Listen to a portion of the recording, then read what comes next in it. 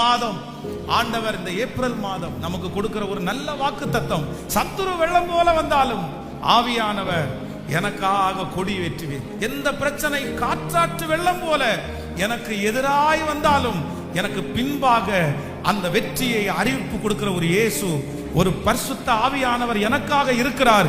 சத்துரு வருவதற்கு முன்பாகவே எனக்காக அவர் கொடி ஏற்றுகிறார். அவர் ஏற்றுகிற கொடிக்கு 3 விதமான அர்த்தம் உண்டு.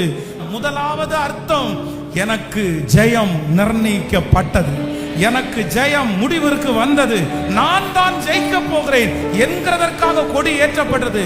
இரண்டாவது, என்னுடைய கொடிக்கு அர்த்தம், இனி போர் செய்யக்கூடாது, இனி போரை நிறுத்துங்கள் என்கிறதற்காக பரிசுத்த ஆவியானவர் எனக்காய் கொடியேற்றுகிறார்.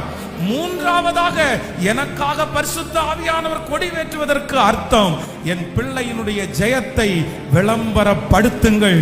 என் பிள்ளை ஜெயித்தான், என் பிள்ளை ஜெயித்தான். வெள்ளம் போல சத்துரு வந்தாலும் ஆவியானவர் கொடியேற்றுவார், கொடியேற்றுவார். எவ்வளவு பெரிய பிரச்சனை வந்தாலும் உங்கள் இருதயம் கலங்கவே வேண்டாம். உங்களுக்காக பரிசுத்த ஆவியானவர் கொடி ஏற்றிவிட்டார். ஜெயம் நிர்ணயிக்கப்பட்டது. நம்புறவர்கள் கரங்களை தட்டி